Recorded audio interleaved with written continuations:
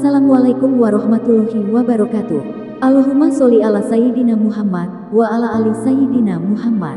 Pemirsa yang dirahmati Allah, marilah kita simak ceramah dari Buya Arozi Hashim dengan tema rusaknya majelis zikir. Sebelumnya marilah kita perbanyak sholawat minimal 1000 kali sehari, agar hidup kita penuh barokah dan mendapatkan syafaat kelak. Selamat menyaksikan. Bismillahirrahmanirrahim. Alhamdulillah wassalatu wassalamu ala sayyidina Rasulillah amma ba'du. Allahumma salli wa sallim ala sayyidina Muhammad wa ala ali sayyidina Muhammad. Dalam hadis Imam Bukhari ada satu hadis, idza usidal amru ila ghairi ahli fantazir sa'ah. Apabila suatu urusan diserahkan, diberikan kepada yang bukan ahlinya, maka tunggulah kehancuran, hari kiamat atau kerusakan. Sama dengan ilmu apa saja, bidang apa saja, ranah apa saja, lini mana saja, ilmu zikir juga begitu. Apabila suatu zawiyah zikir, ribat zikir, surau zikir, pesantren zikir diserahkan bukan kepada ahlinya, maka tunggulah kerusakan. Rusak bisa dari luar, tuduhan dari luar, serangan dari luar, bisa dari dalam. Perseteruan antara orang yang merasa berhak, perseteruan pada orang-orang yang kemudian tidak senang, perseteruan dari orang-orang yang kemudian ingin membatalkan, dan segala macamnya. Dan ini sudah terjadi dari masa ke masa. Maka sahabat-sahabat yang dimuliakan Allah, apabila kita ingin membuat komunitas zikir, maka harus ada spirit yang berzikir di sana. Ingin membangun zawiyah, membangun pesantren, membangun ribat, membangun surau, bukan bangunanlah yang paling inti.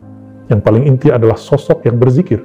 Itulah sebenarnya hakikat dari zawiyah, ribat, hakikat daripada pesantren zikrullah. Kalau tidak ada mereka, maka tiadalah manfaatnya bangunan. Seperti di zaman pandemi ini, sekarang bangunan-bangunan lembaga pendidikan kosong daripada murid-murid, mahasiswa-mahasiswa, santri-santri, siswa-siswa. Lalu apa intinya? Selama masih ada guru, ada murid, maka lewat Zoom pun jadi. Begitulah semua ilmu. Harus ada spirit yang abadi, yaitu guru.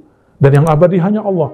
Maka seorang guru ini harus mempunyai ilmu tentang Allah, sehingga dia diabadikan Allah dalam sanad-sanad para murid, sanad-sanad ahli zikir. Sahabat-sahabat Allah, dalam semua tarekat yang bersumber dari baginda Nabi Muhammad SAW, ada yang disebut dengan ijazah, ada yang disebut dengan sanad. Dan semua ulama-ulama ahli zikir sepakat bahwa yang boleh mengajarkan zikir hanyalah seorang yang dapat izin dari mursyid sebelumnya. Sebagaimana teman-teman yang dimuliakan Allah, dosen hanya boleh menjadi dosen apabila dia diangkat oleh orang-orang yang punya otoritas di suatu lembaga pendidikan. Dalam artian si dosen ini harus melalui tahapan-tahapan pendidikan intelektual dan harus bergelar MA-kah, doktor-kah, PhD-kah, dan lain sebagainya. Apabila ilmu-ilmu intelektual, ilmu-ilmu yang zahir harus melalui proses ini, ada syarat-syarat yang berat, ada legitimasinya, ada ijazah PhD doktornya. Apalagi ilmu tentang spiritual, harus ada gurunya, harus ada orang mengangkatnya, harus ada ijazahnya.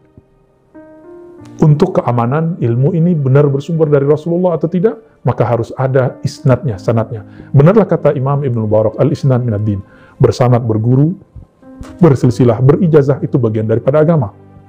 Maka sahabat-sahabat yang dimuliakan Allah, ambillah keberkahan guru-guru yang bersanad itu, jangan bertengkar, jangan banyak ikhtilaf, perbanyaklah ma'rifatullah, praktekkanlah dalam zikrullah.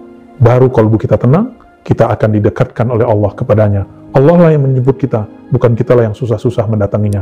Siapa yang mendatangiku dengan berjalan, aku datang kepadanya dengan berlari.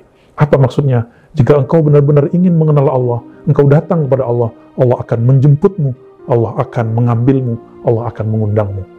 Mari berguru kepada ahli-ahli zikir sejati. Wassalamualaikum warahmatullahi wabarakatuh.